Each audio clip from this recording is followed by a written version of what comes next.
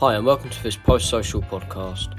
Today we talk to George Ferguson, FA role model in para-football and former partially sighted England footballer. We discuss his work within sports development and also previous experiences in partially sighted football. Before we start, please make sure to subscribe to our channel and check the description for our Twitter, Facebook and LinkedIn pages. Okay, so thank you very much, George, for coming on today. How are you? I'm good, thank you. Oliver, you okay? Yes, very well, thank you. So before we go into the questions, do you want to just give like a brief summary of what you work as, what your interests are?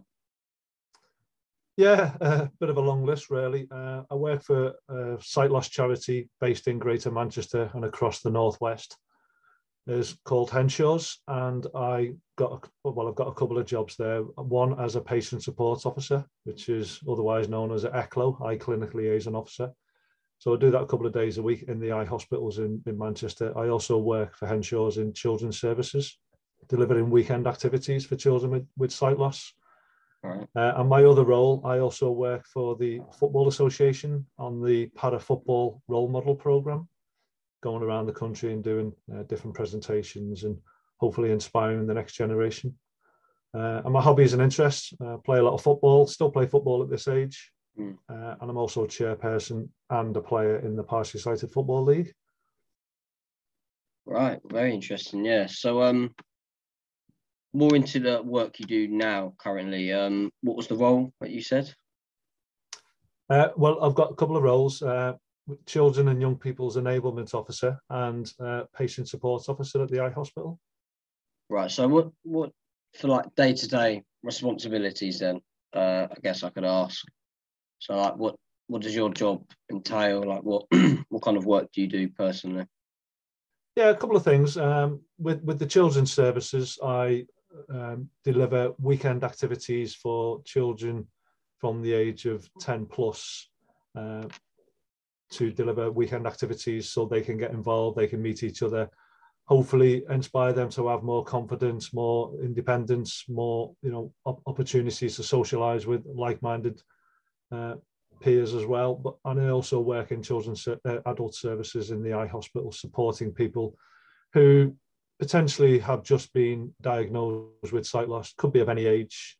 We do get a lot of the more older generation, because as we all get older, things start not to work properly, and particularly one of the things that most people struggle with, or a lot of people struggle with, is sight loss. So it's supporting them through the journey of first of all coping with this new issue that they've got in their lives. Some people are losing the driving licenses, some people are not aware of the support out there, and my role there in the eye hospital is to make sure that they're getting all the support that they're entitled to, but all the support that they require and need as well. And without that, they wouldn't know what existed, what support would exist. We find that a lot of people do become isolated, struggle to cope with the sight loss initially, but with our support through Henshaw's, the emotional support we offer and everything else around that, digital support, enablement support, getting them linked to all the services that they're able to link into to support them, then essentially we're trying to get them back on that road to recovery, really. Right. So you've had a lot of work experience with sport development. So you work now that role. You've worked at British Blind Sport as well. Yeah. Was sport development always like your career, like you wanted to do it within your career when you first set out, or is it something you kind of picked up along the way? Amazingly not. I don't think it ever works out the way people anticipate it's going to, whether people go straight to college and then university and then into a role. When I left school, I went to college, catering college, but because of my eyesight issues that I have myself, I struggled in mainstream college. Really, I should have gone to a visually impaired specific college, and there is one based in Hereford, Royal National College for the Blind, which probably would have suited me better and might have been a bit more appropriate. But myself and my twin brother, we went to catering college because we thought that's what we wanted to do, and probably thought that was one of the only options available to us. So I quickly fell out of college, went into the warehouse industry, working for an organisation called Threshers at the time, which used to be Ash and Nephew, and it was part of Whitbread's company. So I was the second man on deliveries all around the country, delivering to shops, then ended up in the warehouse, working nights and stuff. But I really struggled with that because of my eyesight, trying to keep up to pace and everything else. And so I then moved into the fitness industry, became a fitness instructor, got all my qualifications, then became a personal trainer, and then quite quickly moved into the sport development industry. So following the fitness industry, when I ended up being a duty manager at DW Sports Fitness, I moved into the sport development sector really when I started working for British Blind Sport. I was offered an opportunity there as to work with them, and I was basically the national sport development advisor.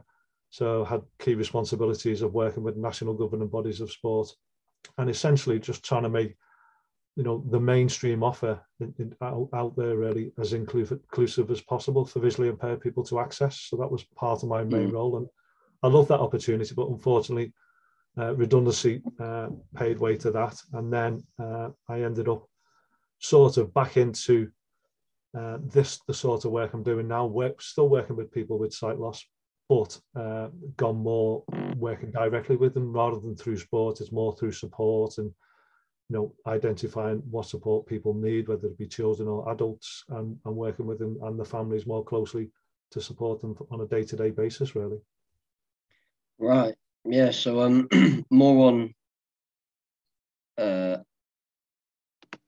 So you've worked with I don't know if I'm saying this right, Vispa activator. Is that right? It is right. Yes. It is right. Yeah. Could you talk more on that? So from what I know, it's you work with partially sighted people as well with physical activity. So is that like you doing sessions with them? Essentially, it was working more strategically than that. So even though I was delivering sessions and opportunities for people to have a go at sports and physical activity opportunities, it was to work strategically within the local community. I was working closely with Liverpool City Council and their Active Me programme. And VISPA, which is Visually Impaired Sport and Physical Activity, that's the acronym. It's very much a collaboration of key organisations across the visually impaired sector in Merseyside, because we did feel at the time that there was a need for such an organisation, because there was a lot of stuff going on for visually impaired people, but it was quite sporadic and it wasn't joined up. So we thought with that emphasis of trying to link the key organisations together, VISPA was formed. And it very much was a strategic role, really. It was trying to develop those key partnerships, working with the national governing bodies of sport to make their offer more inclusive for visually impaired people, but also delivering the have a go day type sessions for people to come along, try the different activities, and linking them in then to any of the pathways and any sustainable provision that people were interested in then. So it was giving them the choice of and the opportunity to try different activities, then giving them the choice to get involved, but making sure that there was a pathway for those sports, really, because there is no point really in people turning up, having a go or something, and then there being no pathway. What's the point? You've had a go, that was great, but what's next? So we made sure we linked in with the right organisations that did have an inclusive offer, and I think that's why it worked to a certain degree. Right. Yeah. So moving away from not moving away from, my bad. So you mentioned earlier you work as a FA role model in para football. So what kind of role is that? So what responsibilities come with it? Well, first of all, the aim of the programme, the para football programme, was to look at identifying a group of ex or current England players within the disability programmes. I'm an ex-England player for the partially sighted football squad, so I was one of the first cohorts. There was a few of us on the first cohort of this new initiative through the Football Association, and essentially what we do, we represent the FA's disability performance pathway in national and regional events. We engage with the parents and the players through delivering presentations to them and giving them talks, engaging, making sure that they're able to speak to us directly and basically sell to them really the achievements that we've had and our experiences within the disability football program.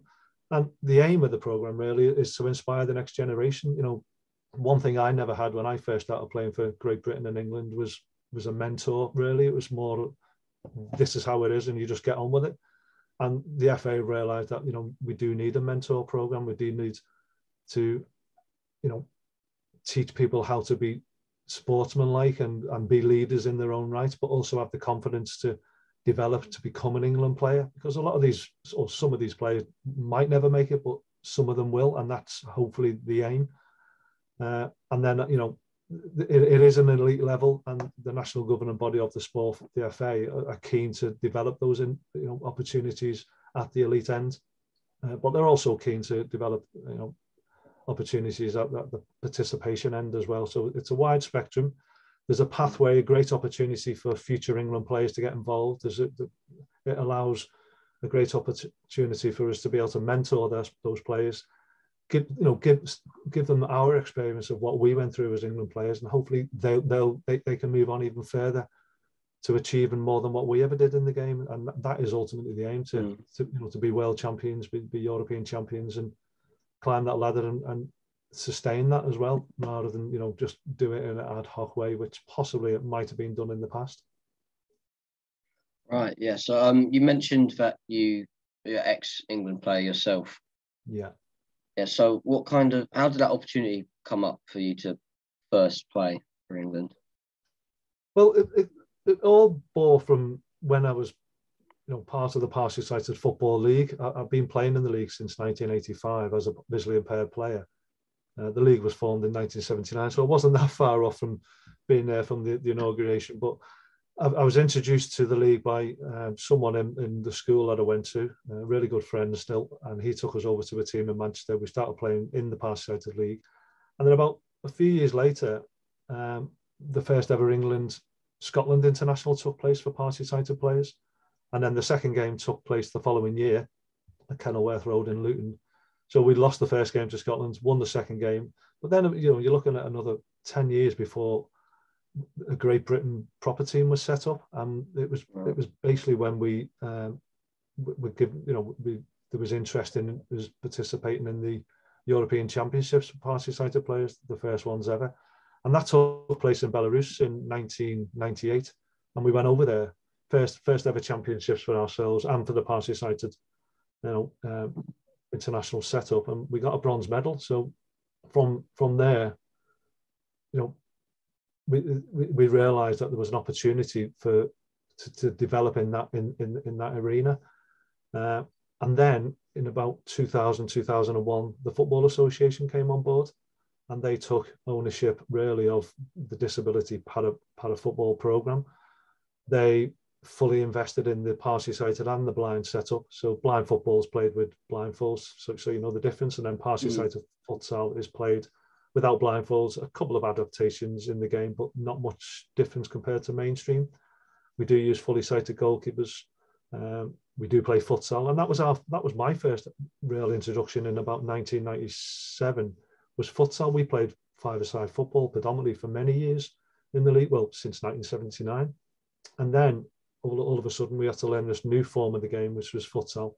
And it was new to what we'd ever known. It was a lot more disciplines, a lot more contact on the ball. We know the benefits of futsal compared to five-a-side, but we had to learn that because it was new to us. And now that's all the England players play. And fortunately enough, in about 2007, which is a few years further on down the line from when we first played futsal, we managed to influence the league to change to futsal as well.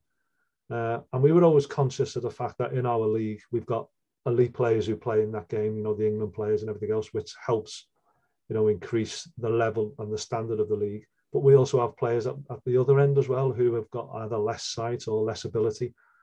And we have to make sure that they're comfortable playing futsal as well. So we did initially lose quite a few B2 players, which is the lower end of the sight classification spectrum. Because they just struggled seeing the ball. It's a quick pace game. It's a lot of control with the foot of the ball. With five-a-side, when you've got the walls, it keeps the ball in play a lot more. So people have got more opportunity to play in the game, because at least the board's going to save the day at the end of the day when they miscontrol it or things like that. So futsal does rely on a lot more skill, a lot more probably sight to a certain degree, which is ironic, I suppose. But we've managed to embed that into the league. Players have got used to playing it. We don't hear anyone complaining anymore. There's always complaints when there's change, and that comes about, but people soon get used to it. So besides any slight negatives, it's been a massive positive. I essentially started playing when I was probably a few years into the game, into playing football. So I started playing for England 2000, 2001 when the FA come on board, and then retired in 2009. But I'm still playing in the league today. So I'm 52 years of age, still trying to kick a ball, still trying to chase the youngsters. I think I remember being as quick as they are when I was younger, but now it's a bit of a struggle. So you tend to use your head more than what you do your feet. Yeah. Because I come with that experience. That's one good thing, but it's still a fast-paced game that you are trying to stay involved in. But I absolutely love the game, and futsal is the way forward, definitely. 100% agree with you there. So more on the Party-Sided Football League. You said you do a volunteer role there? I do, yeah. I'm chairperson of the league. Over many years, I've been secretary, I've been sport development officer. And bearing in mind, we are all volunteers, so it's on top of our day jobs. We're then trying to, embed that into our time as well. So it is quite time consuming. There's a lot of time spent on delivering the program that we do on a national level. We play tournament formats, so it's not just turn up, play one game and come back next week. It's actually done once a month because of the logistics of getting to venues. Our teams are spread all over the country, from London to Birmingham to Manchester to Blackpool to Merseyside to Nantwich, just to name a few. So it's a quite widespread. And when we do host a tournament, all the teams within that league go to that venue, play from 12 till 5 on any said day.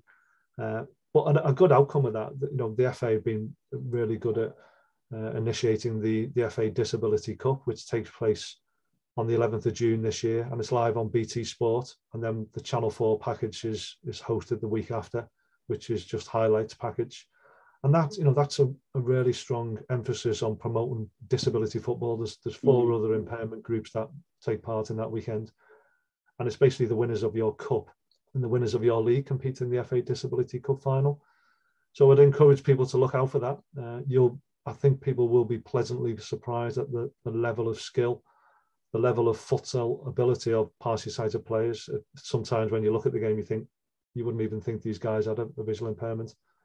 But then when you see the blind game, it's amazing to see these guys play with blindfolds on, and the skill and the aptitude of the players is phenomenal. And then we've got the amputee game, the cerebral palsy game, and the deaf game as well. So there's quite a lot going on there over the weekend at St George's Park, and BT have been really strong in trying to promote that over the last couple of years, and the FA certainly have as well. So we're really thankful for that. Yeah, well, I'll definitely keep an eye out for that. Should definitely be a good watch to see, and maybe a team from your league can lift the cup at the end. Hopefully it'll be us, Merseyside. We've got a chance of winning the league. So there we go. Well, could see you on BT Sport anytime soon then. Yeah, hopefully, Oliver. Yeah. Well, that's all I've got you today. So thank you again for coming on. It's been good to hear from you.